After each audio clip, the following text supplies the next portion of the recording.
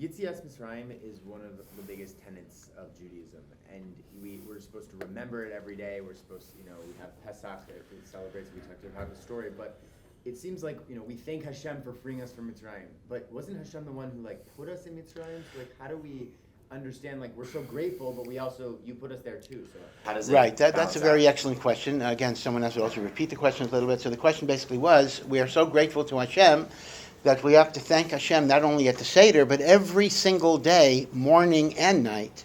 We have to acknowledge that HaKadosh Baruch Hu took us out of Mitzrayim, and we express our gratitude. The problem was God put us in there to begin with. God told Avraham at the covenant of the parts that your children will be enslaved in a land that is not theirs. So here's the thing. Let's imagine I took you and I threw you in a prison cell, and I locked the cell, and I said, I'm coming back in 400 years. I then come back after 210 years, assuming you're alive, 190 years early, and I say, be grateful to me. I took you out 190 years earlier than I could have. Well, just to be sure I don't push it back in, you might say that you're grateful just to get out of the situation, but certainly you're going to be thinking, well, gee, you put me in there to begin with. What am I supposed to be grateful? You put me in for 400 years. You take me out after 210 years. I'm supposed to be grateful that you didn't leave me for the whole 400 years. Actually, it's a very excellent question. Hashem put us in there. The answer is this. This is really a much longer answer we don't have time to go into. And that is, if the freedom we had after Mitzrayim would have just been what we were before, we would have a taina on the Ribbon Shalom. What did you put me through? You put me through an avdus just to give me the freedom I had before. So why did you put me through the avdus? But the chiddush of Yetzias Mitzrayim is that we gained not only from the Exodus, we gained from the avdus itself. The shibud itself taught us a lot of things. Number one, it taught us rachamim. The Torah says, for example, you have to love the ger, which in this context doesn't only mean the convert, but love the stranger, love the poor, love the downtrodden, because you know what it's like. By going through that life, you understand what it's like to be the bottom person on the totem pole. So the two sources of Jewish compassion are, number one, the avos and the imahos, we get from them, and number two, the collective experience of Klal Yisrael in Mitzrayim made us Rachmanim b'nei Rachmanim. And the second idea was that the Beis Levi asked the kasha. There's a famous chazal that say that even though the Jewish people were on a very low level, the 49th level of Tumah, actually that doesn't appear in the Gemara, the Arizal writes that, but the idea that they were on a low level, but they had certain merits that they didn't change their name, they didn't change their clothing, they spoke Lashon HaKodesh. Now the Beis Levi asked the kasha, how can you say? In other words, they didn't assimilate. They kept their separate identity. Fakert, there's a medrash that says that after Yosef died, the brothers said, if we were so matzliach in Egypt when we were separate, how much more so will be matzliach if we assimilate to the drachim of Mitzrayim? And that's why Hashem put into Paro's heart to hate Klal Yisrael so they wouldn't assimilate. So which was it? You're telling me they didn't assimilate, and then you're telling me the avdus came because they were assimilating. Says the Beis Halevi, it's all connected. Until the avdus, they were assimilating. But the avdus made them realize we have to be separate. So avdus gave us two inyanim. It gave us rachamim, it gave us chesed, it gave us a regesh for the people who suffer in the world, Jew and non-Jew. And the avdus made us realize that when we try to be like the goyim and we try to be like the umos ha'olam, they will turn against us, and we have to be separate. So I think this is actually a teretz to your kasha, because if the idea was we were free, we were slaves, we were free, and being free is simply putting us back to where we were before the slavery, you have a good kasha. What am I grateful for? The Eibishter just put me back to where I was, with an intermittent, avdus in the middle.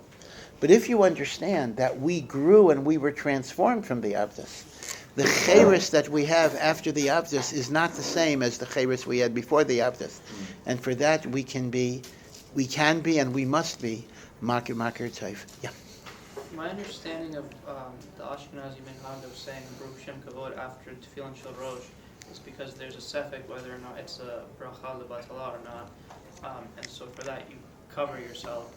And so, if that's the case, why do most people who are not bakim and bracha always just say Baruch Shem Kavod after each bracha, in case of a suffix, and especially after the bracha, which there's machloket between gedolim on such as noten leyav koach and other like hamapil, which some people say that you should not say. Why do we not just always say those with Baruch Shem Kavod?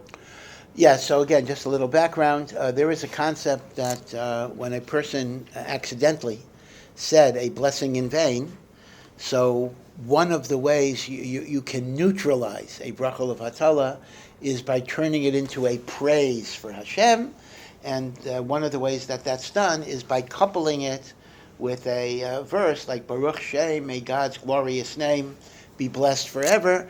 So it's not so pashut how that works for bracha levatala, but nevertheless the concept is you're turning it into a shevach, you're turning it into a praise or a prayer, and memela that negates the bracha levatala. Now, the one time that we use it in our liturgy for that purpose, I mean, we say it after Shema, but that's a separate thing, is, I'm just repeating, is by tefillin, right? If you look at the Nusach Ashkenaz, so when we put on the hand tefillin, we make the bracha lahaniach tefillin, and then when we put on the head tefillin, we say another mitzvah, al mitzvos tefillin, and right afterwards we say Baruch Shem. So what's the purpose of that? Because in reality, there is a machlokus. The Mechaber and the Ramah, it goes back to a machlokus Rishonim, if there should be a separate bracha on the tefillin shel reish at all. After all, tefillin, even though it counts as two mitzvahs, but the mitzvah is hanochas tefillin, and so according to the Mechaber, generally speaking, when you make the bracha lahaniach, you're mechavein on both the yad and the reish, and only if you talk, and only if you interrupt between the yad and the rosh, which you're not allowed to do you then make al mitzvah. So according to the Shulchan Aruch, generally speaking, you would not make an al mitzvahs tefillin at all unless you talked between the yad and the rosh. And if you talked, then you would make an al mitzvahs tefillin. That is the sheet of the Mechaber, but you're not allowed to talk, so therefore that's not an eitzah. We're not going to advise you to talk and make the bracha. On the other hand, Rabbeinu Tam, again it's from Taisus, the Ashkenazim, basically paskin, that because the yad and the reish are two separate mitzvos, and they are two separate mitzvos, they are counted as two separate mitzvos in the minyan mitzvahs, and indeed, if you only had one pair, if I only had a yad without a rosh, I would put on the yad with a bracha. If I only had the rosh without the yad, right? That also can apply in a more metaphorical way. Right? There are people who have a head and not an arm. That's tragic. And then there's some people who have an arm but not a head. Maybe that's even more tragic. But okay. But be it as way, they are two separate mitzvahs. So Mamela, according to that shita, you would make lahaniach, and you would on the yad you would make al mitzvahs on the reish. Actually, that's not quite accurate. Lahaniach goes on both, even like that opinion, because according to the Ramah, if you're mafsik between the yad and the reish, you make two brachas on the reish. Lahaniach is the general mitzvah, and al mitzvahs is the specific. So lahaniach mimanavshach goes on the reish. The question is, does the reish have its own bracha? Okay. Now, since therefore it is a machlokas, again I'm just restating, since there's a machlokas if tefillin shel reish has its own bracha when you're not mafsik, and according to the Mechaber, if you're not mafsik, it's a bracha levatala. So in order to avoid the inyan of a bracha levatala, we want to play it safe by saying the bracha according to the Ramah, but then adding Baruch Shem Kavod in order to negate bracha levatala. Now you might ask the question, well, then l'chayra, that's a no-win proposition. It's like typing a sentence and then putting a delete button. I mean, if Baruch Shem kind of cancels the bracha, so isn't that the same as losing the benefit of the bracha that I want to have according to the Ramah? No, it's not. It's not, because Baruch Shem doesn't cancel the bracha you made. It just means that even if you're not mechuyev in the bracha, it's not a levatala, but if you are mechuyev, it still remains a valid mitzvah. So the question that you're asking is, how come we don't do this in other comparable areas? There are machloksim about whether certain brachas should be recited, hanosein loyev koach. Sometimes in halacha, there's a little bit of an uncertainty what bracha you recite on food, why do we not say Baruch Shem for that? So on the food brachas, I think the answer would be very simple. In many, many instances, even when you say the wrong bracha, b'di'evid, you are yotze. For example, if you made a shakol on anything. So most of the time, the shaila of what bracha you make is not going to be a bracha levatala shaila. It'll just be what is the right bracha. But b'di'evid, you could be yotze with all sorts of things. So that I don't think is so much of a kasha. With respect to... and indeed, if you're Mesupik, if you made a bracha levatala, you should say Baruch Shem. I mean, ain't a chanami. Nothing's going to stop you from doing it. In terms of nosani oiv koach, okay, that is a good question. But basically, at some point, the hachra'ah, the final psak, is so clear that we don't even treat it as a suffix bracha levatala. That's really a question of degree. What degree of clarity do we have? Yeah. A very common question, but what would be your response to why is there so many rules, especially meticulous rules in Judaism? Yeah. So why are there so many rules in Judaism? Judaism is a very rule-oriented religion. So this was the question, this was the argument that a Jew a long time ago raised. The Jew is known as Shaul of Tarshish, and in the Christian Bible he is known as Paul. Right, the Apostle Paul, who of course was a Jew, and in fact Paul claims, it might even be true, that he was a Talmud of Rabban Gamliel, and it might even have been the case that he went off talking about going off the derech, and Paul's basic argument was that the God's Torah set up so many rules that it is actually impossible for a person to be righteous. And indeed, Shlomo HaMelech said that it's impossible for a person not to sin. So Paul said that God created a system that is unworkable, impossible. There's no way you could achieve shleimus. And therefore, in his mercy, God, so to speak, canceled it and gave another derech to become close to him. That's Yashka and Christianity and all those other things. So Paul basically argued, right? Paul's argument as a Jew, a renegade Jew, an Epicurus Jew, was that we should replace the rule-based ideas of the Torah with something that's based on faith and based on emotion and based on good feelings. In fact, this is even given a doctrine in the Christian religion called justification by faith rather than works. Works are maisum tovim, works. So justification by works is never going to work, therefore you need justification by faith. So what do we say, Taka? I mean, shouldn't we just say, hey, Paul, chas v'shalom is right. Isn't it more important to have love of God and fear of God? We have to worry about ripping toilet paper on Shabbos. We have to worry about saying Kriya Shema before, before 8:15, because 8:16, all of a sudden, it's worthless. Right? Why is there such an emphasis on rules? So I'll give you two answers. Number one, the idea is that it's very nice to have general values. Be a good person. But the human being, we are capable of fooling ourselves all the time. And if you simply tell me be a good person, maybe I'll be moral and maybe I'll be good a lot of the time when it doesn't hurt me too much. But when there's pressures, when there's lachats, I'm going to redefine things to be convenient for me. So a halachic structure, although it does give you leeway in halacha, but halachic structure kind of creates a fence and a structure around you. So even when you're not in the mood, even when you're not inspired, even when you have a lot of taivas and a lot of yetzer haras to do bad things, there are boundaries. And therefore, in some ways, we could say that, Hashem made us, and the Torah is the manual of how we live, because he knows what we're capable of. If he simply says, be a good person. I mean, listen, I can ask you the question, how well has that worked in Christianity itself? Be a good person. Well, we had the Crusades, we had the Holocaust. Be a good person, right? In other words, all sorts of things can happen with be a good person. So instead of saying be a good person, which Hashem also says, Hashem tells you how to be a good person. This halacha, that halacha, that halacha, that halacha. I also want to point out that this is also a profoundly optimistic view of what a neshama is capable of achieving. Paul basically argued, what is the purpose of all of these rules if you're going to mess up every single time? You'll never do anything. What is Yiddishkeit saying? You know, you can be better and better and better. I'm giving you this way. Yeah, there'll be mistakes on the way.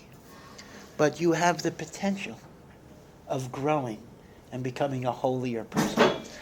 Now, I'll tell you something, a little mushal. You know, when my son was second, third, fourth grade, a long time ago, so he was taking taekwondo classes.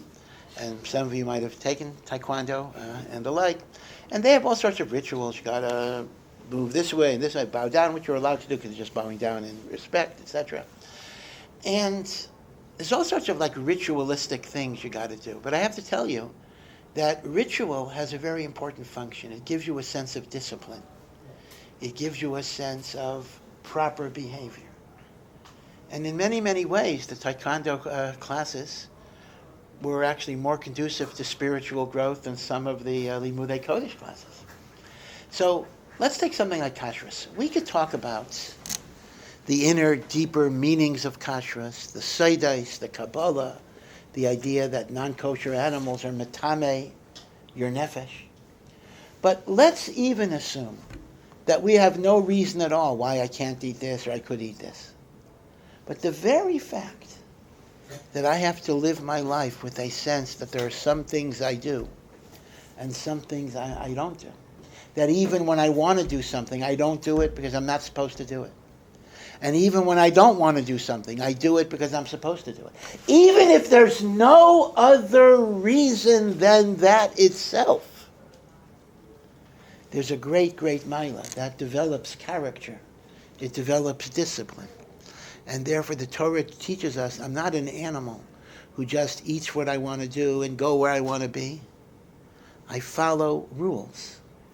And following rules, people say, what is bechira? They say bechira is the ability to do whatever I want to do. Not really. An animal can do whatever it wants to do. Bechira is the ability not to do what I want to do. And bechira is the ability to do what I don't want to do. That's bechira. To do what you want to do, that's not bechira. Every wild animal does what it wants to do. But the chiddush of a human being is I can override my desires because something is right. And that's a chiddush. And in that sense, therefore, even if we don't go over the specific reasons of mitzvos, the discipline of mitzvos is a very, very valuable gift that Hashem is giving us. Now, obviously, there are reasons. Obviously, there are in-depth concepts that come into mind. But the naked structure, think of it, and it's a very superficial dimion, but think of it like the taekwondo rules. It builds character. It builds discipline. And that itself is a very, very good thing. Yeah.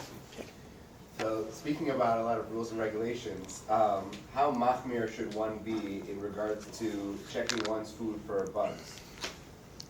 The question is how maftir should you be for checking one's food for bugs? It's a difficult question. One gets the impression that within the Haredi world and the Torah world, people are much more stricter than they used to be. I mean, I think our bubbies and zadies were not quite as strict as we are today. On the other hand, one cannot deny the fact that the Gemara says you ingest different insects, even one little ant, you could be over, you could be transgressing 5 different negative prohibitions in the Torah. So it is a very, very chomor issue. On the other hand, if you think about it as well, it's not clear that even if I did ingest insects in the context of vegetables and fruits, that I would be over on a dorai. So let me just give you the background here. We normally have a rule that things that are treif, that are mixed with things that are kosher, they get nullified in a ratio of 60-1. Right? That's called bittul b'shishim. A drop of milk falls into a meat soup. If there's 60 times the meat to the milk, it's nullified. Now, you're not allowed to deliberately pour the milk in, but if it happens, it's nullified. That's bittul b'shishim. So you may say, why do I have to check for insects? Certainly, whatever insects there are going to be batel b'shishim. So the problem is, no, because there's an exception to batel b'shishim that is called beria, that if something is a complete entity, it's not nullified. And since an insect that you'll find, would be a complete insect, so even if it's only one part in 10,000, it's going to be usher. Right? So it turns out that the whole chiyuv of checking for insects is basically based on the principle that if there are insects, it's a beria that's not batel b'shishim. But that itself is only a rabbinic law, meaning to a beria is batel b'shishim. So it turns out that the idea that if you eat an insect, you transgress 5 lavin is actually not going to be true in many cases if it's an insect that is ma'urav in food, because you have shishim, and it's only a problem of beria, and doraisa, a beria is batel b'shishim. However, that's not always so pashut, because the rule that things are batel is only if they're not easily perceptible. If they're perceptible to the naked eye, then maybe they're not batel, even without beria. And then the question becomes, well, how easily perceptible must something be? If something could be seen only if I really look very carefully, maybe that's not called nikar, and if it's not called nikar, it would be batel deraisa, and the problem is only beria. Okay, I don't want to get too confusing and too technical. The point I'm making is that in many, many cases, even if there are some insects mixed in vegetables or the like, it would not necessarily be a Torah prohibition. It might only be a rabbinic prohibition for various reasons. Now, still, however, it is good to check, but I would say that, again, it's hard for me to answer, how machmer should you be? They say the Chazon Ish was actually pretty machmer. He would look at everything before he put it in his mouth and the like. But I think as a general rule, I think of an insight of Reb Dessler, which is a general yisaid in chumras. Not only this chumrah, but chumras in general that go beyond what the halacha requires. And he basically stated it in terms of the limited spiritual energy we have. We have a certain amount of energy that we devote to avodas Hashem. And the problem is, when you put your energy in one area, then by definition there will be less in the other areas. And you sometimes find that if a person is super machmir in one particular area, he may come to neglect other areas that might be more important. So let's imagine that a person decides he wants to do tikkun chatzos. So I'm going to stay up until midnight every single night to cry over the Beis HaMikdash. Now, is that a good thing to do? It certainly is a good thing to do. In other words, in the abstract, is there an inyan of tikkun chatzos? Of course there is. Bifrat, by the way, some people do it b'dafka during the 3 weeks, whatever. But what if, as a result of tikkun chatzos, you're going to miss davening in the morning, or you'll be grouchy, or you're not going to have kavana, or if you're married, you're going to, yell at your wife because you're short-tempered. So is it worth it? Is it worth me to be machmer in tikkun chatzos if it's going to cause me to be nichshal in other areas that might be more important? So that's why the notion, true or false, being machmer is always good. You can't really say that because if the only thing that's going to be different is I'm going to be machmer and everything else will be just as good, okay, einachinami, why not? Why not be machmer? But that's not the way it works, Rav Dessler says. It's often going to be that a chumrah is going to be at the expense of something else, and then you have to really, really think it out and talk it over with a das Torah or something about what are going to be the costs here. And sometimes it may very well be this is not a chumrah for you to take on, right? So that's kind of the general idea. Yeah. Here's a send-in. What does it mean to learn in the zechus for someone to have a refuah shlema or for someone's neshama? Do you lose on the schar when you have someone else in mind? And when someone supports someone in learning, do they lose on the schar? Right, so the question becomes the idea of learning Torah for the zechus of a chole or the zechus of a person who's not alive, or even the idea of yisocher zevul in partnership, where somebody supports me in my learning and they get my reward. So the question number one is, what does it mean? And number two, does that mean that I'm getting less? Meaning, very specifically, does the Yisachar who partners with a Zevulun wind up getting less reward in Olam Haba because part of his reward goes to the Zevulun? So first, the general idea of doing mitzvahs for other people. So this is a bit of a controversial point. We constantly say, I'm learning Le'ilui Nishmas, or a yeshiva may have a sign, I don't know if we have it here, today's learning is dedicated to so-and-so and the like. I'm giving tzedakah for so-and-so. Does that even work? I mean, Hashem judges us based on our mitzvos and our averos. Can somebody give me their mitzvah? Can I give my mitzvah to somebody else? So the emes is, there's actually a tshuva from the Gainim that actually says there's no such thing as, giving your mitzvahs to somebody. Right? Because if you can give your mitzvah to somebody, you can give your averos to somebody. I can say, I hereby give my averos to whatever. Right? You can't give it away. Your mitzvahs are your mitzvahs, and your averos are your averos. Right? You can't give it away to somebody. Now, there are, however, some exceptions. Meaning, that is a general. You can't just say, I'm learning that it should go to Ruvain. Number one, if you are a child, or, in other words, either your father, your grandfather, great-grandfather. So there is a rule, indeed, that the good deeds of children do become a merit to their parents, simply because without the parents, the child wouldn't be in the world, and therefore everything the child does is in the merit of the parents. So that's one rule, that a child can give tzedakah, and a child can learn Torah, and that would be an Eloi neshama to the parents, because, in fact, that's even the phrase of the Gemara, Bara kara diavua. Listen how beautiful this is. Literally, this means a son is the leg of the father. That's the phrase. Bara kara. Now, why is it a leg?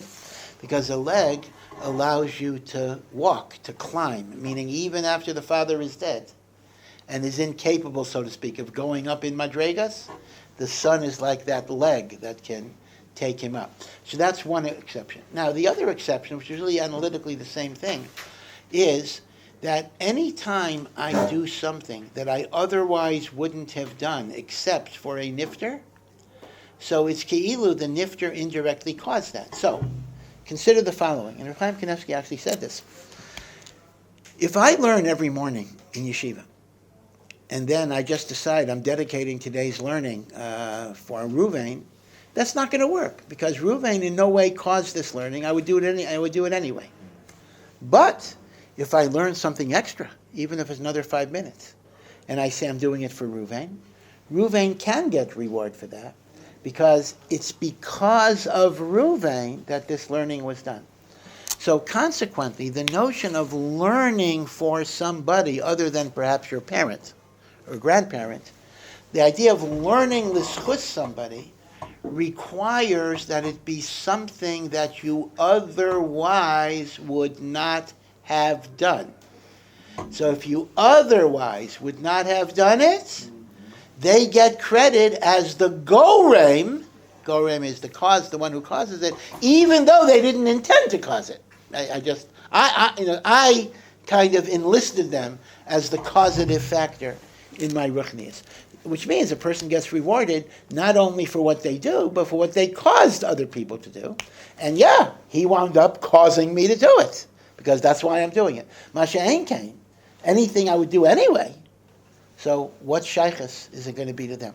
Now, in terms of the Yisachar Zevulun, right, we know the famous teaching of Chazal, that Zevulun was osek in commerce, and Yisachar was osek in Torah, and Zevulun supported the learning of Yisachar, and therefore Yisachar and Zevulun are considered to be equal, right? So that's the famous Smach in Moshe Rabbeinu's bracha, Smach Zevulun b'tzeisecha. When you, Zevulun, go out and do business, you have simcha, because Yisachar b'ohalecha, because Yisachar is sitting in the tents of Torah, the famous Yisachar Zevulun partnership. So people do ask, B'nai Torah asked the question, am I losing out? Right? Some guy goes over and says, I'm going to pay, I will pay you $50,000 a year, $100,000 a year, and we'll split the reward.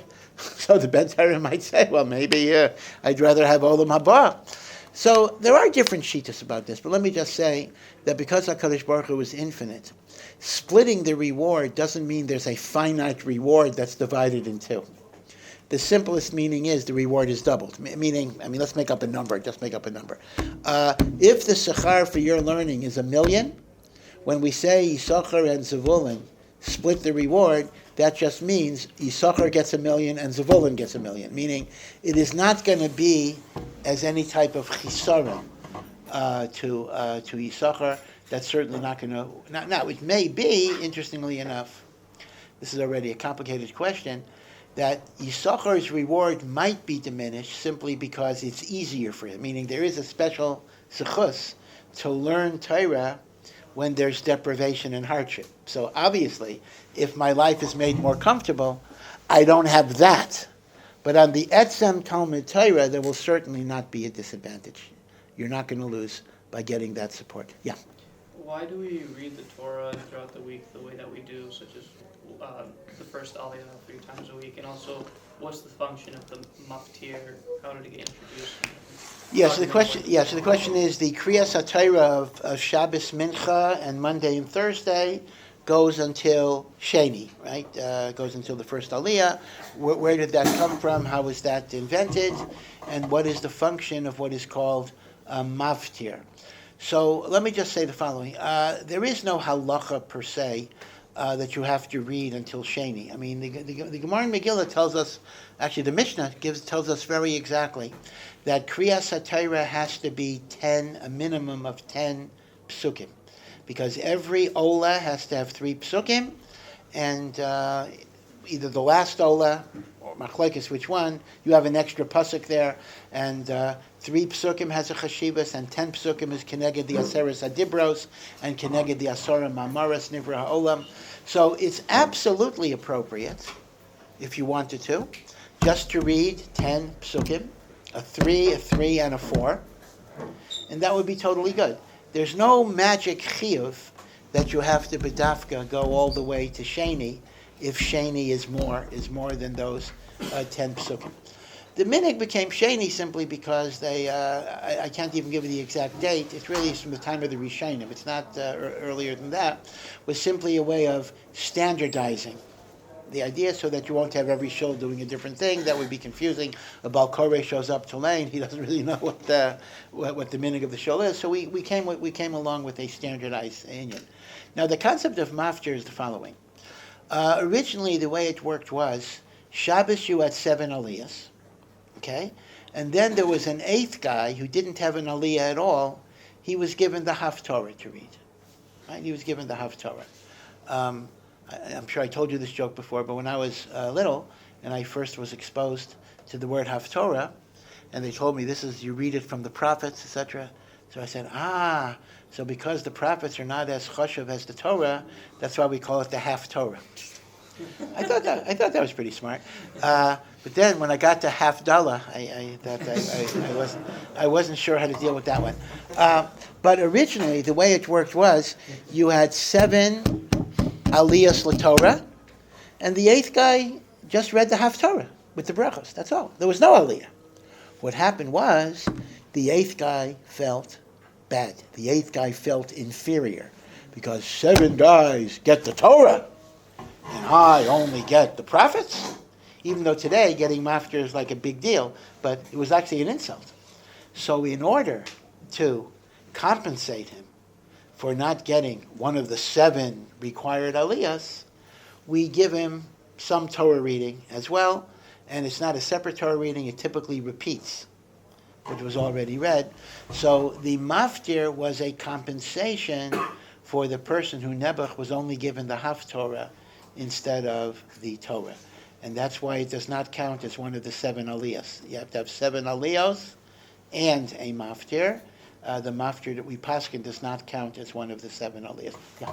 So I know that Hamsa's nidah is pretty serious. I'm just curious, if someone would have a miscarriage, are there certain Heterim for like a husband to comfort his wife, or is that? Yeah, this is a difficult question. The issue is hilchos nidah, when a woman is a nidah. So there's an isser for the husband not only to have relations with his wife, but to hug and kiss. hold her hand even. According to Rambam, Maimonides, this is an Isser D'Oraisa, although it's not a Chiyuv Kares. According to Ramban, it's a Drabanan, lest you come to intercourse or the like. Now, that's one rule, by a nidah. Now, the second rule is when a woman gives birth to a child, whether it's a live birth or a miscarriage, she automatically has the status of a nidah because of the blood and everything else, as well as the separate tumah of a woman after childbirth. Even if there wouldn't be blood, but there'll always be blood. So if you put the two together, that a woman after childbirth or miscarriage is a nidah, and the laws of nidah is husband cannot touch his wife, we have a very difficult situation in which a woman who suffered a very, very serious loss and is feeling very, very bad cannot be physically comforted by her husband hugging her or even holding her hand. And that seems to be harsh. That seems to be very, very difficult. Are there leniencies? Are there kulas?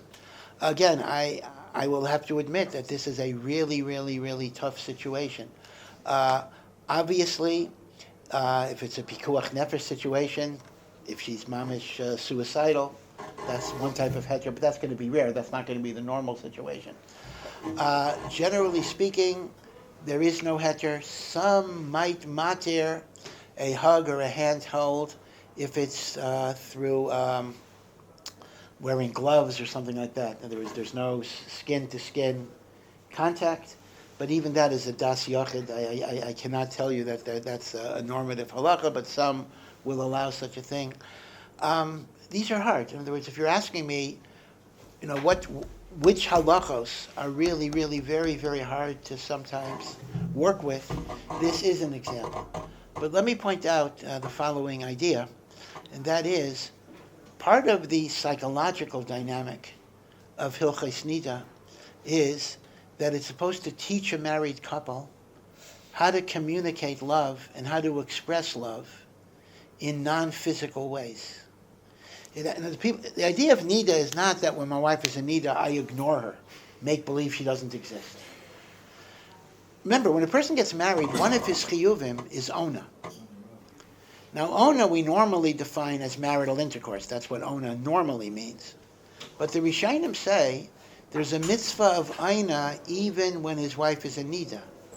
But in such a situation, the mitzvah of aina is not makoyim by physical intercourse, but it's makoyim by conversation. Again, not sexual conversation, but conversation that shows love and affection and caring.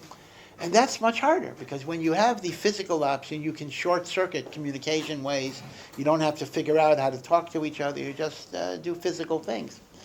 So in many, many ways, this would be a way of being madrich a person to relate to his wife outside of physical affection. What is very important for a woman in this situation is that she should have women friends that can supply the physical component. There is no question that touch is very, very powerful. In fact, that's gufa why it's prohibited by nidah. That's exactly why, because we recognize that touch creates such intimacy and such connection, it could easily lead to the thing that's no good. So for Karen, to say that Judaism does not recognize the power of touch is contradicted by the whole structure of Nikiah. But that does mean that people aren't going to be able to get the physical contact that they think they need, so it is important to have women around that can supply it. Yeah. Yeah, so if somebody has Yud-K Vav-K tattooed on their body, how are they allowed to go into the bathroom? And is there enough for me to where the Yud-K Vav-K is on their body? Yeah. So the question is, if a person has a tattoo of the Shem Hashem, the Shem HaMafarish, Yud-K Vav-K, number one, can they walk into the bathroom with it? Number two, can they ever take a shower? Because even if some of the ink, although a tattoo is permanent, but some of it might get worn away with the skin. So the question is, that's Mechikas Hashem, you're erasing God's name, which is a very, very, very severe avera. And this is not a theoretical question. There are plenty of people, Goyim and Jews, well, not plenty of people, but there are people, Goyim and Jews, that they got into this Yud-K Vav-K tattoo. This is not like an impossible type of question. So the truth of the matter is, though, al pi halacha, most of the time, the overwhelming majority of the time, it's actually not going to be a halachic problem.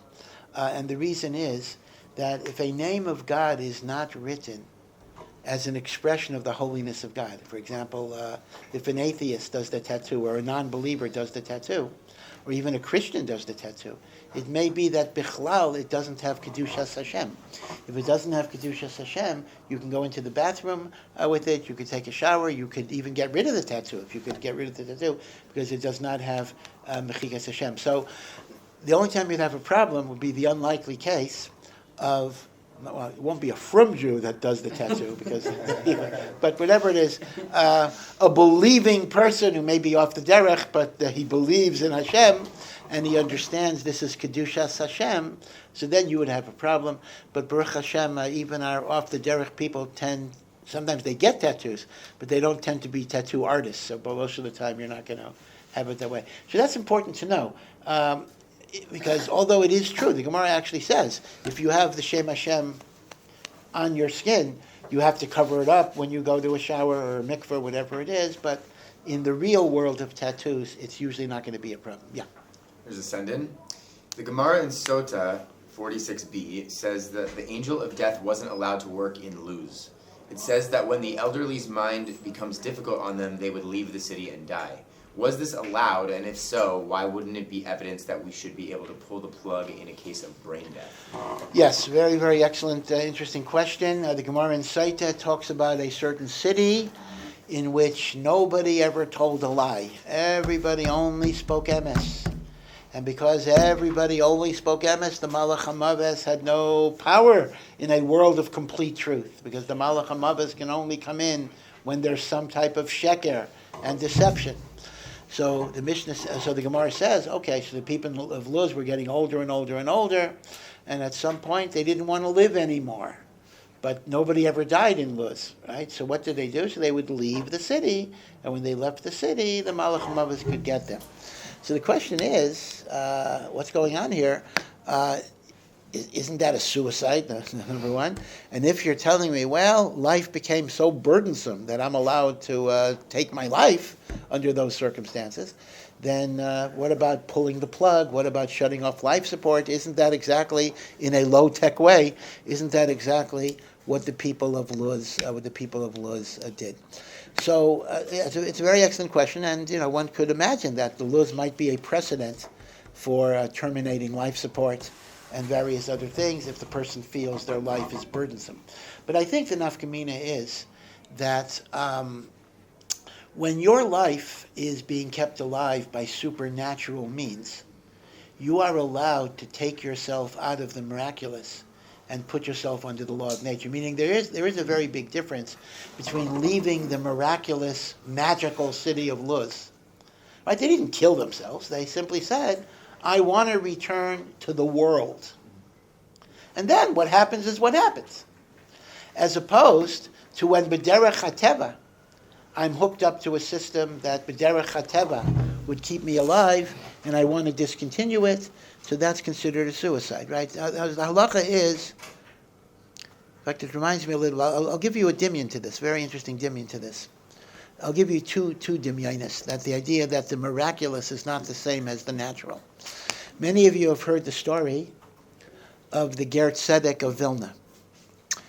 This was a person who was born a non-Jew. His name was Valentin Potocki. The Potocki family was the richest family in Poland.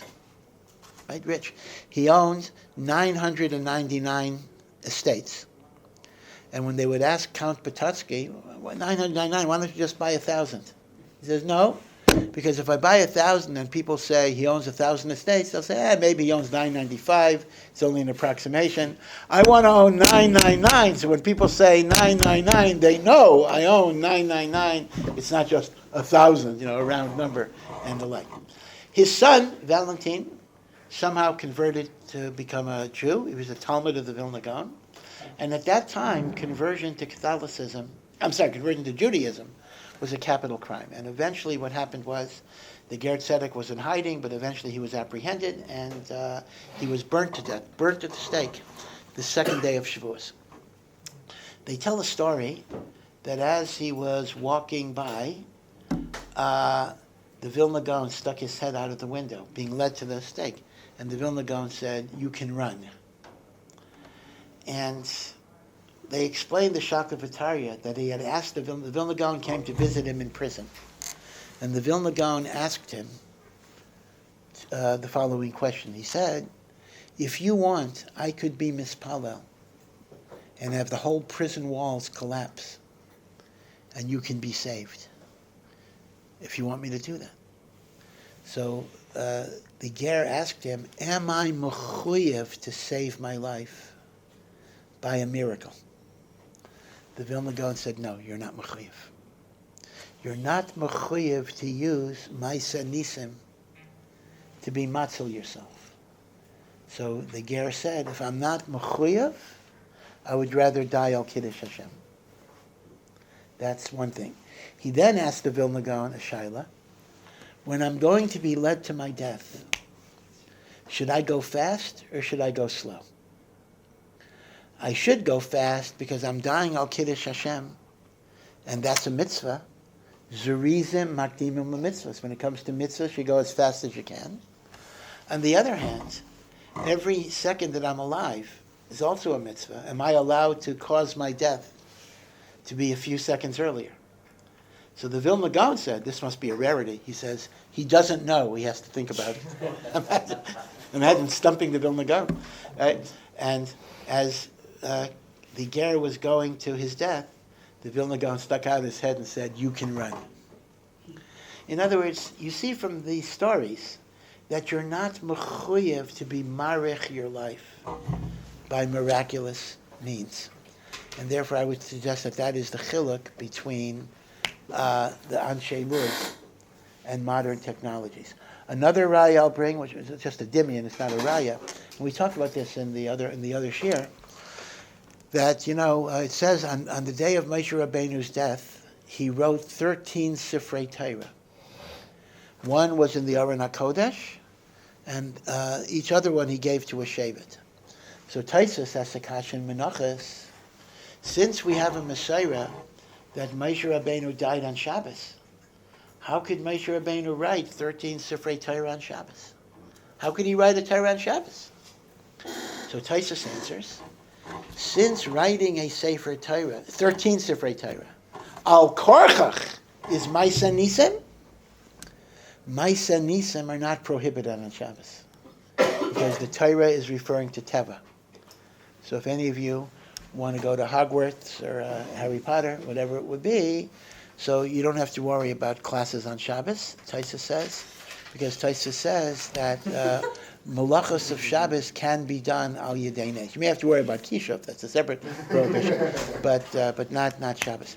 So that would be the mahalach, but it's a very, very good question. Yeah? Many of the chapter divisions and book divisions of the Tanach are of non-Jewish origin. Yep. How did those get into Judaism, and should they stay into Judaism? Yeah, so this is a very important point. The division of the Torah, the Nevi'im, and the Kesuvim into what we call prakim, Perek Aleph, Perek Beis, are not at all a Jewish division. The Jewish division that we have is we have psukim, they are of Jewish division, and then we have parshios, psucha or sesuma, those are the paragraph divisions. Those are of Jewish origin, those are halachah Moshe Sinai, as it were, but the division of parakim is mamish from the goyim, and that's why Lamaisa you'll often see, particularly in books of Nevi'im, that something might be divided into two prakim, and it's mamish one continuous nevuah, and there's no reason to follow it in any way. But it's also the case that every single Tanach that I'm aware of utilizes the prakim division, and we commonly refer to it and the like. So, number one, how did it get in? Well, it got in basically because the first printers of Jewish books were non-Jews. The very first Shas that was printed was by a fellow, Daniel Bomberg. He founded a printing press, shortly after the invention of printing in Sonsin, Italy. That was the Sonsino press, still around. and Daniel Bomberg, printed. In fact, the Bomberg Shas. They have a few Shas's from Bomberg. Goes for like $1 million. Talk about like the most expensive Shas. It really is a very, very rare Shas. So all of the first printers of Jewish books were Goyim. Now you may wonder, why would Goyim be so interested in printing Jewish books? Well, the answer is very simple. You're looking to make money. You need a population who reads. 95% of the non-Jewish world were illiterate. You couldn't make any money printing books for the Goyim. What happened was that Jews were literate. Jews had Siddur, Chumash. Even if you weren't a Talmud Chacham, you needed a Siddur. So as a result, the only money to be made in early printing was in Jewish books. So the early printers were Goyim who printed Sfarim. Now, obviously, most of them, if not all of them, didn't know how to read Hebrew, so they employed Rabbanim and editors and proofreaders. They employed all sorts of Jewish people in their work, but they were Goyim. So as a result, they just introduced those features in there. Now, should we keep them? One could make a good svar that we shouldn't keep them, but all I can tell you is that apparently it's been makubal to use them. Rav Yaakov Kamenetsky once remarked, this is why you find in Yiddish, when you refer to a chapter of Nach, you don't say perek, they say kapitel. Now, kapitel is from the Latin capitulo, which is the Latin for chapter. And Rav Yaakov said that by not calling it perek, that was to highlight the idea that it's not of Jewish origin. But I do have to say, there is one very, very, very important exception to this, and that is Sefer Tehillim. The division of Tehillim into 150 prakim does have its source in Chazal. However, even there are variations. There are a number of statements in Chazal that say the division of Tehillim should not be 150 prakim, it should be 147 prakim, keneged the years of Yaakov Avinu, and they combine various Tehillim together. So the 150 may not be the authentic division, but the concept of division is from us. So Tehillim is different than any other sefer of Tanach. It is the only one in which the equivalent of a prakim division, in fact, is built in. Yeah. Yeah. So how does someone kind of ride the line between kavanas and actually like doing mitzvos? Like sometimes someone is sick or they go through big emotional trauma, and it makes it difficult to have like the proper kavanas when they're maybe davening or when they're trying to do certain mitzvot, or some tshuva and they have a hard time like keeping kavana. So when are there moments where it's like I don't know if such a thing because you're quote unquote you're moichled from the mitzvah, you might not be completely puttered, but there might be some angle that might moichle you. Yeah. There's the issue that you're identifying. Really, actually, this also goes back to Paul the Apostle, but it also goes into the Hasidic movement as well. And that is, in our mitzvos, there are two different dimensions of our mitzvos.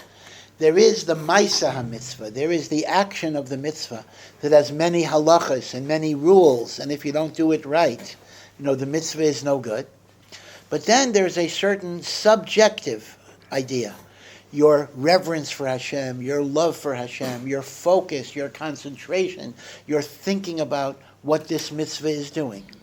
And in an ideal world, and an ideal person, the two are working in tandem.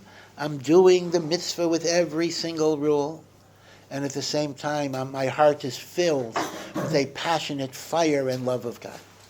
And that's the ideal, right? If you can do both, go ahead and do both. The problem basically is that often we're not able to do both, and it seems that to some degree, the more I emphasize one aspect of it, like Rav Dessler said, the less I'm going to emphasize the other. So, for example, a person might be passionate in his davening, but only if he could sleep another hour and miss Siman Kriyat Shema. Or if a person's going to have to make Siman Kriyat Shema, he's going to be tired and exhausted, and and he's not going to have kavana. So, in reality, this was actually a machlokas of sorts in the early years of Chassidus. This is why Rav Chaim Volozhiner wrote Nefesh HaChaim, Because in early Hasidus, not among the Baal Shem Tov, but among different followers, there was this idea that the most important thing is your inspiration. And if the details of halacha are taking you away from that, then forget about that and focus on the inspiration. So the Nefesh HaChaim essentially writes in Shar Aleph the importance of every detail of Maisa, that without the Maisa, you're not serving God, you're only serving yourself, and it becomes an ego trip. The truth of the matter is, if you learn the Tanya, which was, of course, a Hasidic work, you will actually see that the Tanya, it makes very much the same point, that as important as Ahavas Hashem and Yiras Hashem is, it has to be in the framework of Maisa. And the way Rav Chaim Voloshener expresses it is, the Maisa is non-negotiable, meaning to say, if you have to make a choice, you got to choose the halachic way of serving God, and then you try to work on developing that.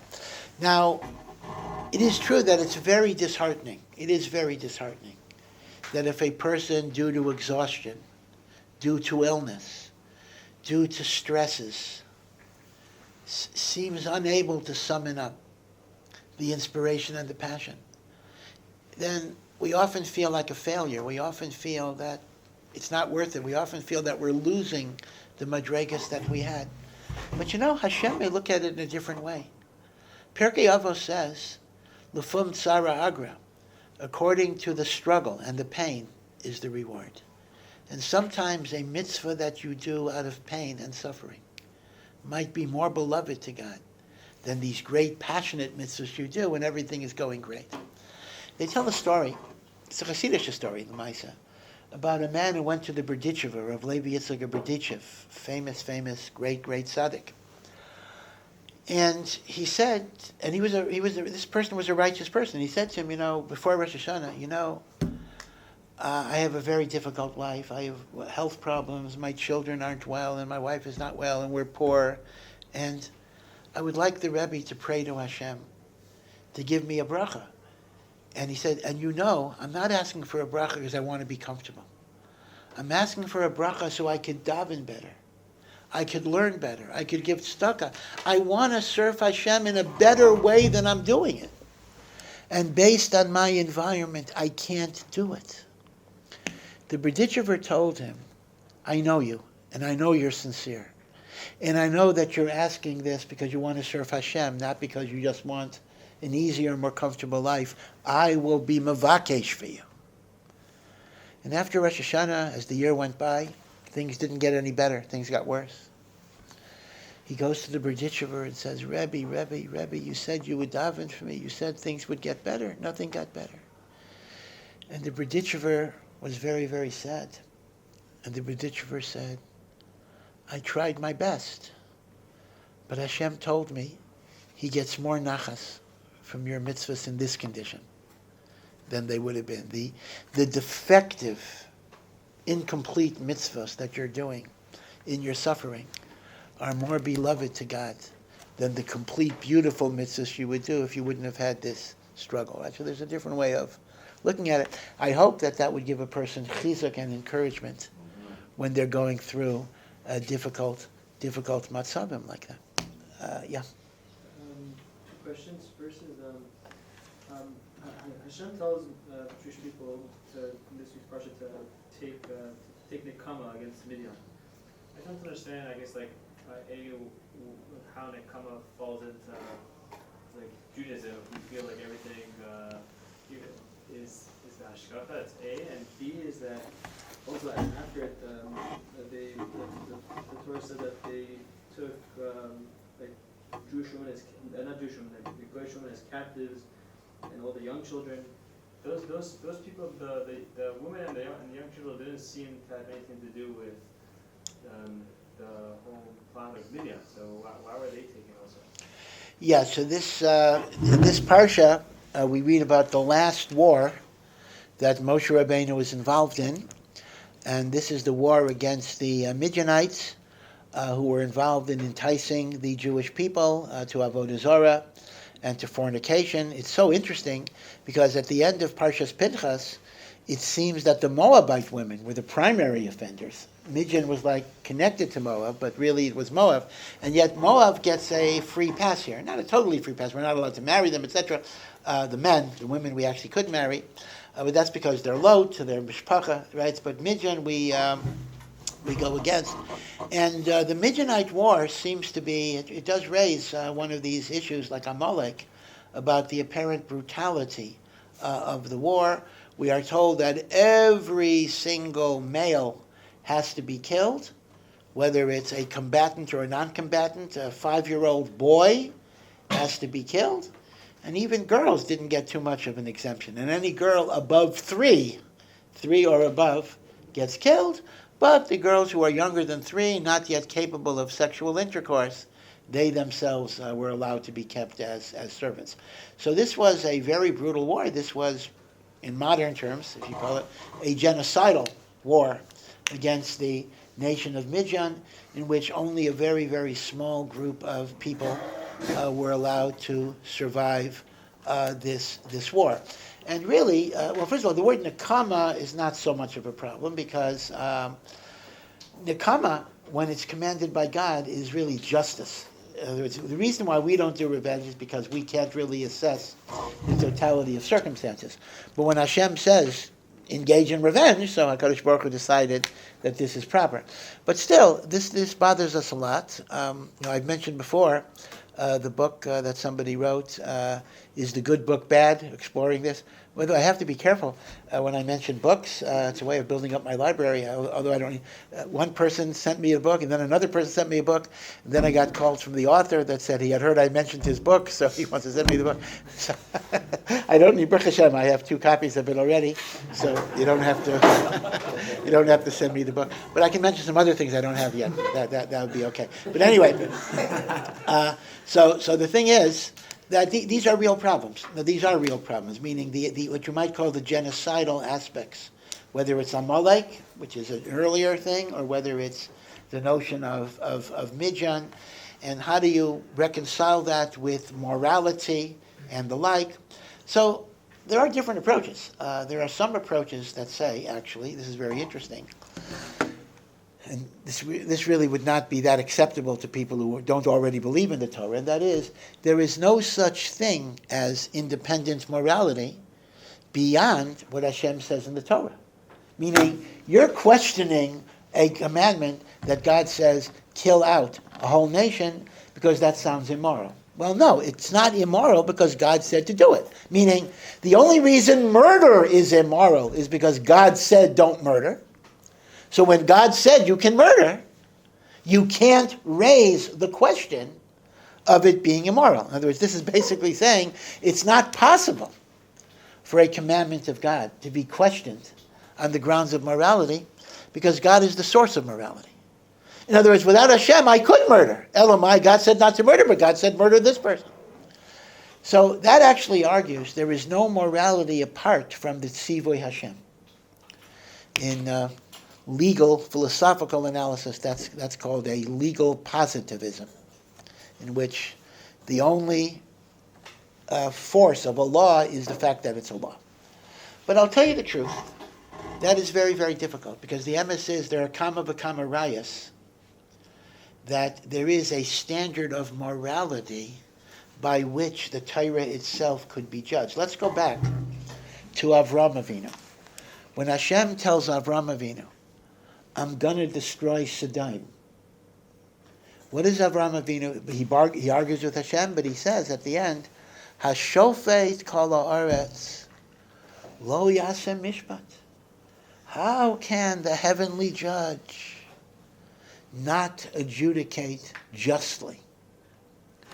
Now, if you think about that, God could have said, what do you mean? Anything I do is just. I mean, if you're telling me the only meaning of morality is what Hashem says, there's no taina, oh, you're doing something that's not just. Memela, it's just. I'm God. How can the judge do it? I'm God. I can do what I want. Elamai, what do you see from that? It's a complicated idea. You see that the Eibishter built into the framework of reality certain standards of yasher and mishpat And Memela, you can even appeal to Hashem based on that mishpah. This is kind of an antecedent idea of morality. So if that's the case, then indeed it is at least a legitimate question. In other words, like the first side, there's no question. What do you mean? How could God allow something immoral? If God allows it, it's not immoral, by definition. But if you understand that morality can have an independent existence, albeit the Ratzon Hashem, Memela, you could ask the Kasha, Amalek, Midian, right? In other words, the Kasha presupposes an antecedent notion of morality which exists apart from Sivoy itself. So here, the most you could say is, there's an author, I don't know if he's alive anymore, Roald Dahl, a British author, D-A-H-L, Willy Wonka and the Chocolate Factory and everything. But Roald Dahl has a story, a short story, about a doctor who's called in the middle of the night to take care of a baby that's dying of whooping cough. And the baby is suffering, a beautiful little baby, and the baby is suffering, and the mother is begging the doctor, this is the only thing I have in the world, the person I care about more than anything. And he really builds up for a lot of pages the notion of a mother's love and the suffering of a baby. And you're the doctor that will be able to save this baby's life. And then, towards the middle of the end of the story, you then have absolute clarity that this baby is Adolf Hitler, who will grow up to kill 6 million Jews, maybe 20 million other people. Now, at that point, if you have that clarity, what is the compassionate thing to do? What is the rachamim? Is the rachamim to look at a crying baby and save the baby? Or is the rachamim to take a knife and kill the baby right away, even though that looks like cruelty? Now, obviously, we as human beings can never, ever, ever make a judgment that I know this guy's going to grow up to be a Russia. How can I make that judgment? But there's one entity that can make that judgment because he knows, and that's God. So one way of looking at Midian and one way of looking at Amalek is that these are the little babies that will grow up to be Hitlers. The Ebersters say, that's haste Amalek. And therefore, what looks like genocide, what looks like cruelty, is in fact saving the world from a korban that might be much worse. And I'll give you one tangible example of this. Shaul HaMelech spared one Amalekite person. Agag, the king of Amalek, he spared him because he said, I have rachamim, I'm not going to kill the king. Shmuel killed Agag shortly thereafter, but in the meantime Agag went and impregnated a woman, and that woman had a baby that was the ancestor of Haman, who was called Haman HaAgagi. Haman HaAgagi, we don't always realize this in the Purim story. We were mighty close to extinction. We were mighty close. The Gemara, in fact, says we were nischayev kaliyah. Had it not been for our zechus of fasting and tefillah and tshuva. In other words, the act of rachamim to save one Amalekite could have resulted in the entire destruction of the Jewish people. And I can tell you, based on the second Rashi in Chumash from the Medrash, that the whole world was created only because of the Jewish people. If the Jewish people would have, chas v'shalom, been wiped out, the universe would have been wiped out. So, what's the cost? What's the big deal that Shaul spares one Amalekite? That one Amalekite could have caused the destruction of the entire universe. So, again, if one doesn't believe in Torah, they're going to say, well, how can you say that? But that would be one perspective of looking at these, that these are the Hitlers of the world. Yeah. Here's a sentence. In Orthodox dating, we don't have any physical contact until marriage. Even holding hands is not allowed. This extreme limitation culminates in yet another extreme of consummating every aspect of contact at once on the wedding night. In the secular world, physical contact happens in gradual stages. Why in orthodoxy is there an expectation that everything should happen at once? Yeah, again, interesting question that, I think the person is a little optimistic in describing the system outside of orthodoxy. We just hold hands until marriage. Okay, Lamaisa, they do everything at once too. They just do it earlier at once, But okay, all right. But the theory of your question is a good question, and that is there seems to be no gradualism here. People say, let's move in, let's get to know each other, let's get to be friends with each other, and then gradually, lot, and then we get married and we're ready for everything. This way, a couple that had no physical connection whatsoever, all of a sudden are supposed to be intimate in the most extreme way. How is it shayach? Your mamish going, it's like jumping into an ice-cold swimming pool, right? You have a swimming pool, it's really ice-cold, to jump into it, very, very shocking. You want to go a little bit at a time. It is a good question. I will tell you this. There's some very interesting psychological literature out there. People were making the argument for many, many years that if we can live together before marriage and get to know each other before marriage, when we get married, our marriages are going to be stable and good, and the divorce rate is really going to go down. Right? That was an old argument that people were making. It is absolutely false.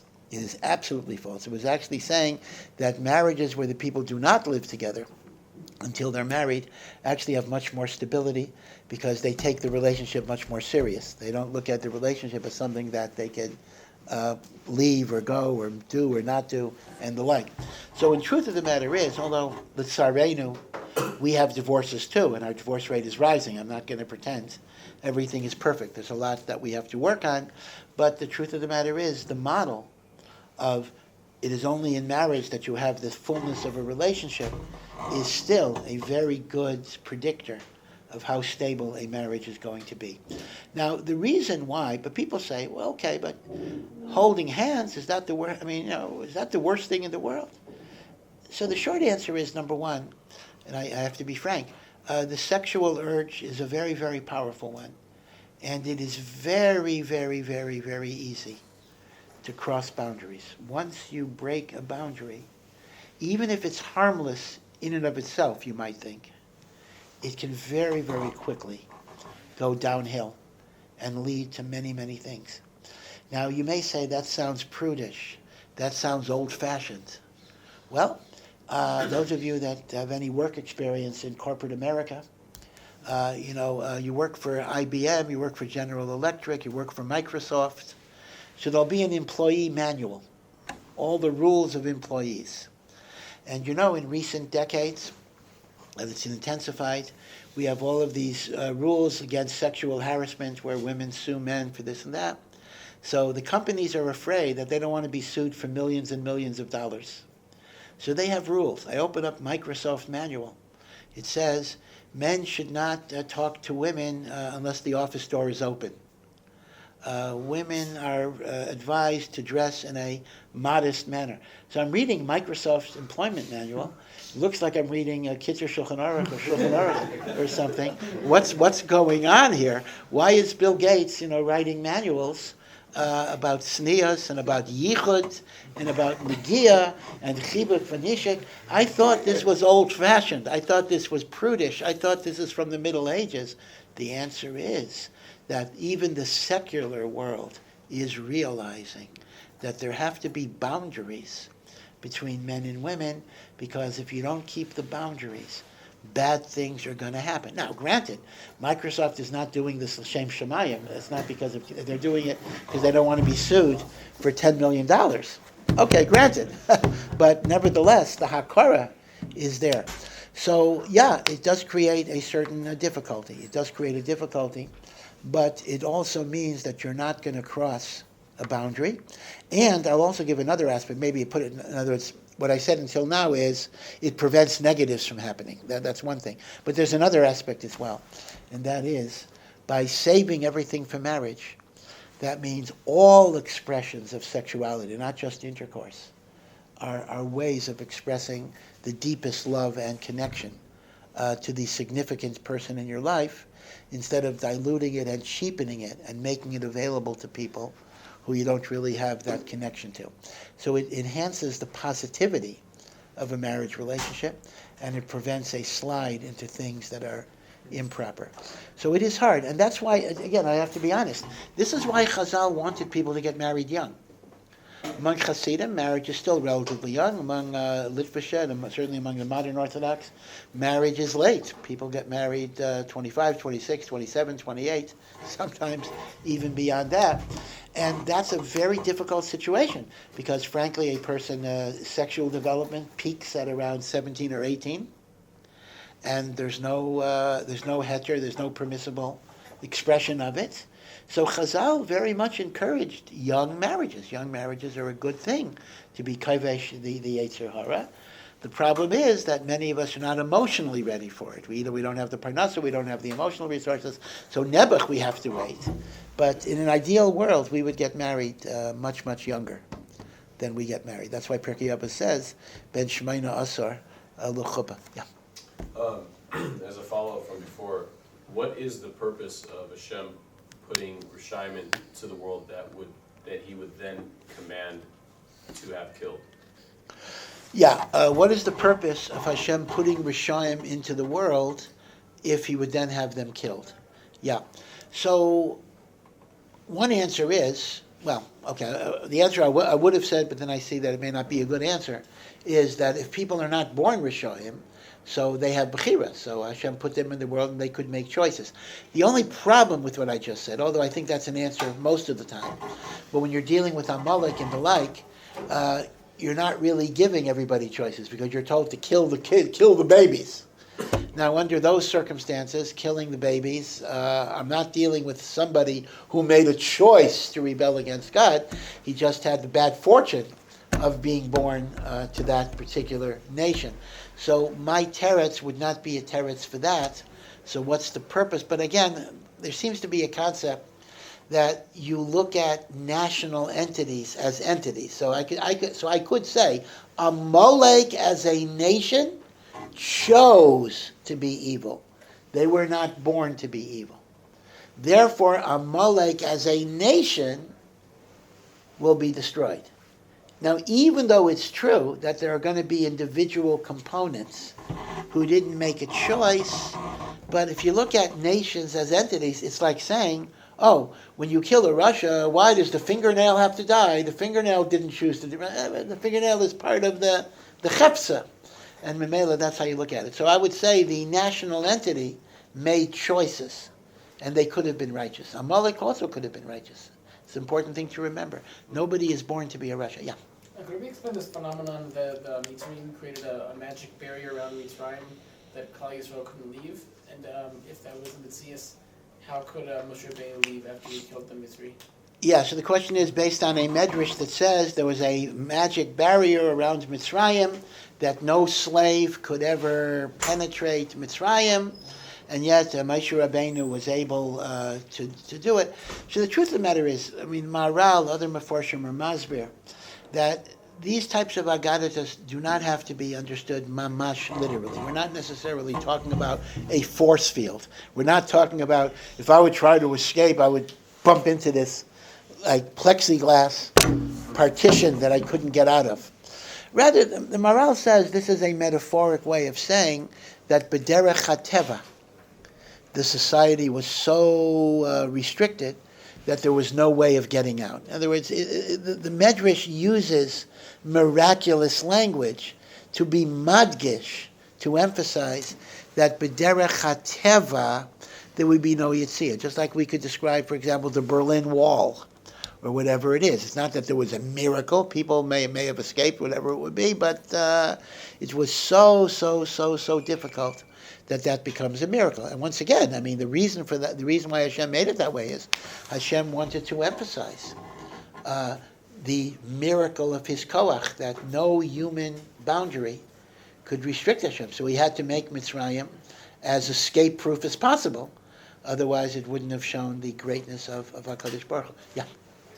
Yeah, so look, sometimes we're all trying to hear messages from Hashem, But sometimes the mashal is used that like you're just putting your ear against the wrong wall. So when someone is trying to hear the messages from Hashem, how do you know that you're putting your ear on the wrong wall and then you need to go to the other wall? Yeah, again, that highlights a very interesting issue. Obviously, as I go through life, I should be asking myself, what is Hashem trying to tell me? Why did this happen? Why did that happen? How come, when I try certain things, I'm not successful, and I try other things, I am successful? What's the message for me?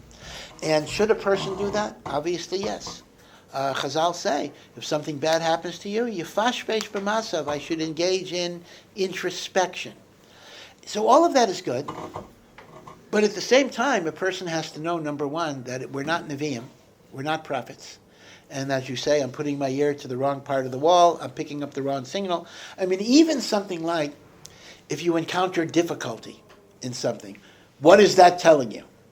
So some will say, oh, it's telling you not to pursue that. Others say, no, it's a sign of how great this is. And that's why the kaichos of Tumah are making it hard. So what's the message? Is the message, Hashem is telling you to do something else? Or is Hashem telling you, no, this is what you fight for? Yesh v'yesh, right? That's different hadrachas. So the truth of the matter is, you don't really know. You have to do the best you can. This is an area in which you make the best guesses that you can. That's why one of the reasons why you have a Rebbe, why you have a Chaver. Now, they say b'shem Rav Chaim Voloshin, I have to find where this is. I did not see it inside. That he said, when a person doesn't know what Hashem wants him to do, he should learn for an hour without any interruption. And that kind of cleans out your system. That kind of attunes you to the Ratzon Hashem. And then, what you feel after you've learned for an hour is the Ruach HaKodesh. The Vilna Gaon writes, every person has Ruach HaKodesh. The Vilna Gaon says, every person has Ruach HaKodesh. But the problem is, we have Ruach HaKodesh and a lot of other stuff mixed in. There's a lot of static that prevents me from hearing the message. So the learning clears away the static, and then you have a Ruach HaKodesh that tells you what to do. But I wish I could give you some guarantee of how you know. You don't. A lot of life decisions are trial and error, and we just have to be flexible enough to adjust when we see we need to adjust. Yeah. Here's another sentence. If someone's, what is the specific quality of grape products, like wine or grape juice, that in the 9 days and regarding nidah harchakos, one can have other alcoholic drinks or non-alcoholic pomegranate juice? Yeah, it's a very good question. We find very special laws regarding, wine, but then we extend it even to grape juice. That's an interesting question. So, for example, during the 9 days, let's take wine first, then we'll talk about grape juice. I can't drink wine during the 9 days because that's conducive to joy, as it says in Tehillim, Kuf Dalet, Yayin Yisamach Levav Enosh. Wine makes me happy. Wine gives me simcha, right? And yet, I can have vodka. I can have scotch, right? Now, one might think, maybe scotch makes me happier than wine, whatever. Certainly, I can drink less of it and reach a stage of intoxication and the like. And we know that if a guy touches the wine, the wine is no good, and not because of avodah zarah, but it's because of chasnas, that drinking wine brings friendship, and friendship causes intermarriage. But if my guy touches my vodka bottle, assuming he doesn't drink it, I could drink it, right? So the question becomes, if you were to tell me that these halachas are based on alcohol making you happy, I could hear that, but then that would apply to vodka too, and it wouldn't apply to grape juice. But we have a funny thing, because it only applies to grape products, and even if they're non-alcoholic. So mimanashach, what's the getter? Do I get happy just because I have grapes in my mouth? First of all, and it doesn't apply to grapes anyway, it only applies to the juice of the grape. So I have to admit, I don't have a complete teretz for this. I mean, for the 9 days, there is a little bit of a svar. For the 9 days, some might learn, although it's not mashma that way, that the problem of wine is not only simcha. The problem of wine is that since wine was used as nesachim in the Beis Hamikdash, so refraining from wine is mourning what I don't have when I don't have a Beis Hamikdash. So that would be a chiluk between wine and scotch, and that may even apply to grape juice because that may also be the Eved kosher for the Mizbeach. But it's not mashma that way, because the way the Pais can bring it, the Pais can bring that the Yisur of Yayin is not because of Nesachim. The Yisur of Yayin is because of Simcha. And then I think we do have the kasha. Why is non-alcoholic grape juice more conducive to joy than highly alcoholic scotch? So you have to think about it. I don't, Chlor, know the difference, but there seems to be something in the ruchnius of wine that brings a person to simcha. Yeah. It's been commonly said that a Hamsa wards off the ayin hara. I was wondering what the makor for this was, or how it worked. Yeah, the Hamsa is that Hamsa is Arabic for chamisha, 5, right? That's the hand signal. Looks like the policeman, holding up his hand. And among particularly many Sephardic Jews, Eidut HaMizrach Jews, this is regarded as something that wards off the ayin hara. It's hard for me to talk a lot about it because again, it's a type of thing that I'm not particularly in favor of, and most of the Litvische yeshivische world is not in favor of, because these things seem to be a little connected to superstition, and they may have non-Jewish origins. It may come from Islam. So I don't want to disparage any minhag Yisrael. In fact, this is a whole interesting question. Let's say something did start from Islam, but then it was adopted by Yidden and was used in kadosh ways. Does that elevate it? Is that masakin it?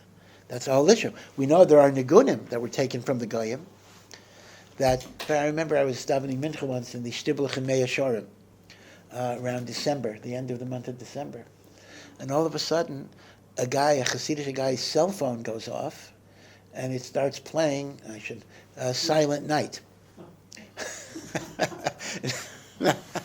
Whatever. Silent Night, as many of you probably know, is a geisha kratzmachzor. Elamai, but the guy didn't know. The guy liked the tune, and he just had it on his cell phone, right? So we borrowed things from goyim. The Bach even has a tshuva about chazanim that were using church music, church nigunim, in their nusach hatfilah, and the Bach says it's mutter. The Bach says it's mutter. So there is an issue. Just because you borrow it from the goyim doesn't mean it's automatically treif. It might become makubal, as it were. But by and large, as I say, these types of segulas are not really that important to the B'nai Torah of the yeshivish world, I would say. So we shouldn't really emphasize it. You know what they say? Someone once asked the Sfas Emes, the Hasidic Rebbe, the Ger Rebbe. He says, "What's the best segula for anything? Like I'm looking for segulas, like water, a begartel, a string." So he said, the best segula is v'hayisam li segula mikol ha'amim, to make yourself a segula. That means a precious treasure. To live a life where you're a segula is the best segula. And they say the Brisker Rav, who was not a fan of Hasidus that much, but there was one Hasidic Rebbe the Brisker Rav was very, very makorev to. He loved the Hasidic Rebbe a lot. And someone asked the Brisker Rav, like, why are you so friendly with this Hasidic Rebbe? He says, I love his segulas. So, segulas, the Brisker Rav segulas? He says, yeah. He says, I'll tell you his segulas. Somebody comes in and says, Rebbe, I need a segula for Parnasa. So the Rebbe says, learn Bava Mitzvah with the Shita Mekubetzes. He says, Rebbe, I need a shidduch for my children. He said, learn Maseches Kedushin with the Rush and the Run. He says, now, this Rebbe didn't have a lot of Chassidim because his segulas were too hard. I don't want to tell me a segula, I got to learn Bava Mitzvah. He says, but the Brisker Rebbe says, that's my type of Rebbe. Those are the segulas. Kedushin, Bava Mitzvah, those are the best segulas. Yeah. Here's a send-in. Is there such thing as eminent domain in halacha? Yeah, okay. Is there such a thing as eminent domain?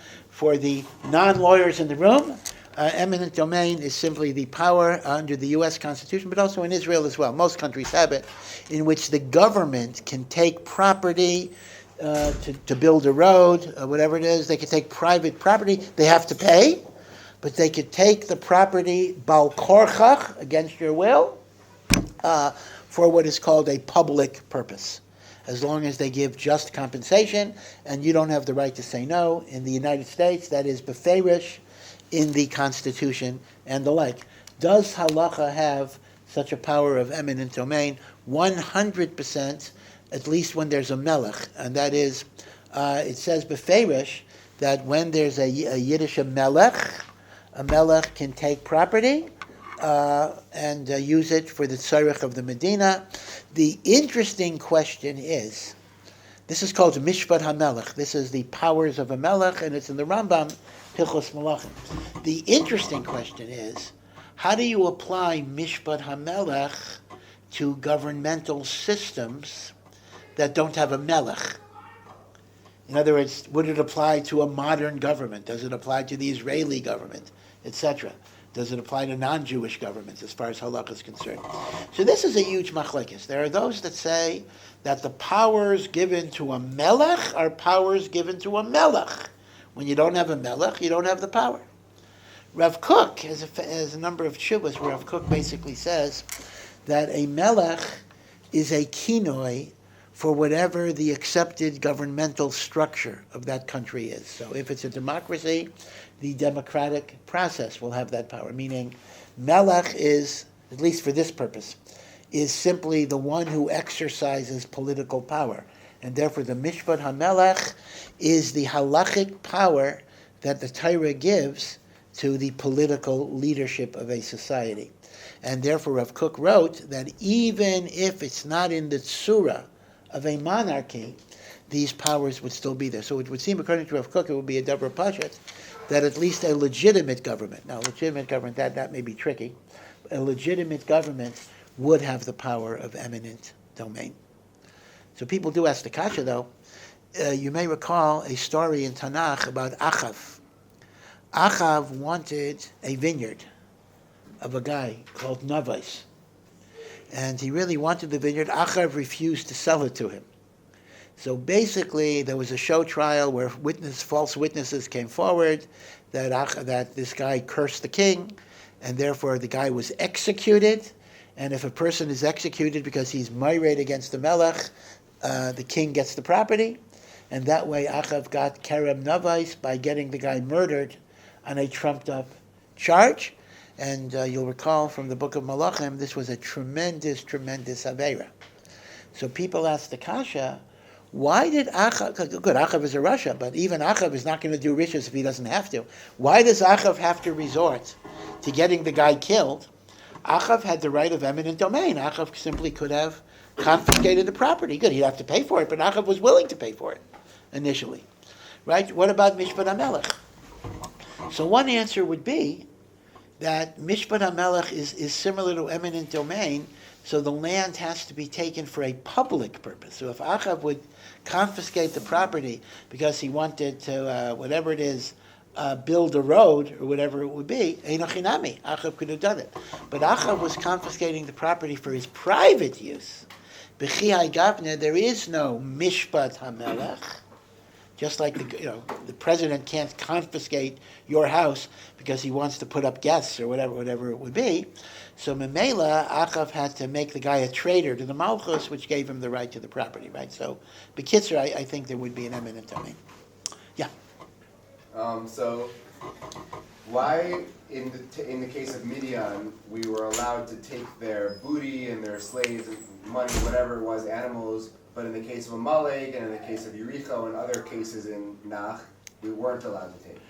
Yeah, that is a good question. We sometimes find when we have to eradicate an enemy, we have to eradicate even the animals, and we're not allowed to benefit from anything. That was the aftermath of Yericho with Amalek, although we're allowed to have the gold and silver of Amalek, but we have to kill the animals. Now, with respect to Amalek, Rashi does bring a medrash that Amalekim were sorcerers, and they changed themselves into animals. So the problem with the animals of Amalek is they actually were Amalekim. So that would be the difference. But as a general question, why we sometimes have to destroy even the rechush, the property, and other times we take the rechush. I don't know. I have to think about it exactly. It's not really clear to me when we would have that distinction. But again, I want to just remind you, you'll see that in the Parsha, if you've already seen it, that the war of Midian is the source of many, many, many important halachas of kashrus.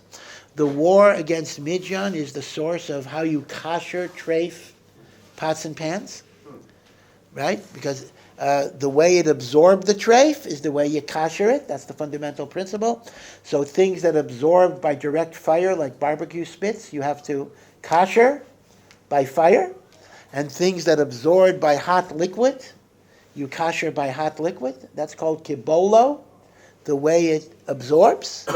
Kach polto, that's how it gives out. So all the laws of kashering are learnt out of the wars of Midian.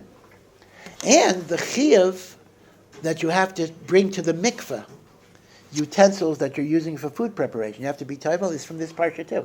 So this is a war that has major, major halachas that we learn out of it. Yeah. I was told to follow up from last week regarding the 4 individuals in Tanach who never officially went nifter, who the 4th one would be, and if there's any connections we can draw between them. Okay, I'm sorry. Again, I apologize. I forget from week to week. I will try to look it up now that you've reminded me a second time. Thank you, It penetrates at some point. Yeah. Okay. What is the best way to, I guess, improve in Ahavas Yisroel? Yeah. What is the best way to improve in Ahavas Yisroel? It's a hard question, and in a way, it's kind of sad that it's a hard question, as if to say, gee, it's really hard to love other Jews. So how do I, overcome this very hard thing to do? And it's really sad that we are that way. Most of us are that way at different times. But I think the concept is you try to focus on the good within people. Think about what is good about this person, even someone that maybe you don't even like so much, and you don't even want to talk to, because maybe you're not ready to talk to him yet. That might be so. But in the abstract, you can ask yourself, are there good things I can see in this person? If he would be my child, how would I describe him? Would I be able to see some good things about him? And like the Rambam says, right, our emotions get trained by our actions. So the more I think about people in a positive way, even if it's artificial, even if I'm just like thinking, I'm racking my brains to come up with something good, at some point, you'll begin to feel that way. The Ramban writes in the Geras Ramban, this is the Ramban's famous letter that he wrote to his son when he came to Eretz Yisrael towards the end of his life. He says, whenever you meet somebody, you should try to identify some maila that they have. Something good that they have that maybe you don't have, that you can learn from. And usually there will be something that's not that difficult to identify. But it takes work, it takes a little bit of habit. And the hope would be, as things become habitual, they become more natural, they become more automatic, and the like. I think the areas I can talk about are getting narrower and narrower. No tcheles, what was the other one? No homosexuality. So the issue was raised a few weeks ago, maybe it was last week, about the use of psychedelic drugs to enhance spiritual perception. Now, I'm pretty sure I was not in favor of it. I think that did come out. But just to be sure, I have heard from people, by email and the like, who have actually experienced with this. And they have talked about how destructive it is. So, although I'm not choser from the idea that everything Hashem put into the world potentially does have a spiritual benefit. There is no doubt that that's emes, but one always has to weigh the costs and the benefits. And from people who actually have experience with this, the costs are can be very, very, very severe. So if I didn't get angry enough in saying not to do it, I'm going to be angry enough and say not to do it. It is not. It is really not the right derech. Okay, so just the person was concerned that I was coming across too soft on that particular issue. Yeah. Yitzias Mitzrayim is one of the biggest tenets of Judaism, and we're supposed to remember it every day. We're supposed to, we have Pesach, it celebrates, we talked about the story, but it seems like, we thank Hashem for freeing us from Mitzrayim, but wasn't Hashem the one who, put us in Mitzrayim? So, how do we understand, we're so grateful, but we also, you put us there too, so how does Right, that's a very excellent question. Again, someone else will also repeat the question a little bit. So the question basically was, we are so grateful to Hashem that we have to thank Hashem not only at the Seder, but every single day, morning and night. We have to acknowledge that HaKadosh Baruch Hu took us out of Mitzrayim, and we express our gratitude. The problem was God put us in there to begin with. God told Avraham at the covenant of the parts that your children will be enslaved in a land that is not theirs. So here's the thing. Let's imagine I took you and I threw you in a prison cell, and I locked the cell, and I said, I'm coming back in 400 years. I then come back after 210 years, assuming you're alive, 190 years early, and I say, be grateful to me. I took you out 190 years earlier than I could have. Well, just to be sure I don't push it back in, you might say that you're grateful just to get out of the situation, but certainly you're going to be thinking, well, gee, you put me in there to begin with. What am I supposed to be grateful? You put me in for 400 years. You take me out after 210 years. I'm supposed to be grateful that you didn't leave me for the whole 400 years. Actually, it's a very excellent question. Hashem put us in there. The answer is this. This is really a much longer answer we don't have time to go into. And that is, if the freedom we had after Mitzrayim would have just been what we were before, we would have a taina on the Ribbon Shalom. What did you put me through? You put me through an avdus just to give me the freedom I had before. So why did you put me through the avdus? But the chiddush of Yetzias Mitzrayim is that we gained not only from the Exodus, we gained from the avdus itself. The shibud itself taught us a lot of things. Number one, it taught us rachamim. The Torah says, for example, you have to love the ger, which in this context doesn't only mean the convert, but love the stranger, love the poor, love the downtrodden, because you know what it's like. By going through that life, you understand what it's like to be the bottom person on the totem pole. So the two sources of Jewish compassion are, number one, the avos and the imahos we get from them, and number two,